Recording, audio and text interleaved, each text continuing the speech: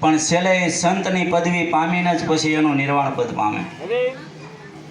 એટલે આવા જ સંત મેઘધારો હતા.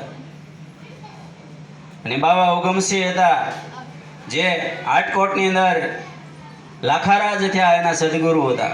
લાખા લોયણની વાત તો ઘણીવાર આપણે સાંભળી છે કે લાખાના ગુરુ બાબા ઉગમસિંહ હતા.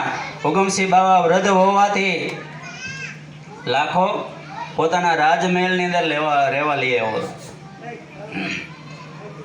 રાજમહેલની અંદર રાખ્યા હતા. તો રાજમહેલની અંદર રાખ્યા હતા એટલે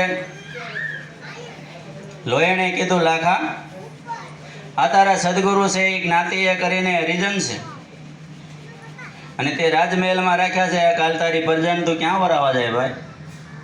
એટલે કે કાંઈ વાંધો નહીં, મારી પ્રજાને ભંગ્યા ત્યાં વરાવે, પણ મને મારા ગુરુથી વિશેષ કાંઈ નથી. આવે જો ગુરુમાં જેને લગ્ની લાગી હોય એને હાસા સદગુરુ ઓળખાય એમ છે.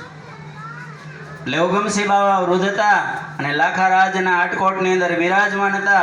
ત્યારે જેસલ અને તોરલને એવો ભાવ થયો કે આપણે થોડું ઘણી આપણી પાસે સંપત્તિ છે એ યથાર્થ રીતે વાપરી અને લોકોને જગતને ફાયદો થાય એ માટે એક મંડપની રચના કરી. એટલે કે આપણે મંડપ કરવો છે, પણ મંડપ કરવો છે પણ જો બાબા ઉગમસિંહ ગાદી માથે બેહે તો. અને એ સમયની અંદર હો ભાઈ, અત્યારે તો બહુ સારું છે પણ ત્યારે એ વખતની વાતો છે.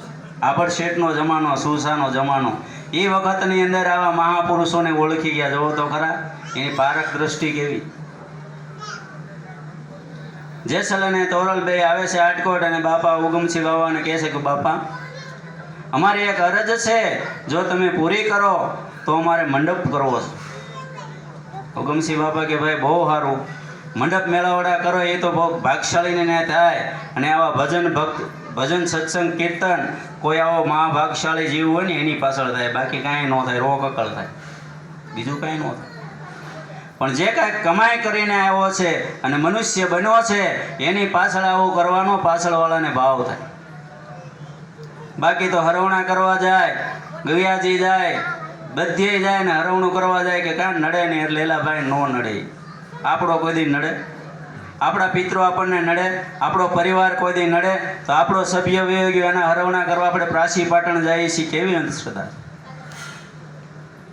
એ જીવતા જે આપણને ન નડે મર્યા પછી નડે.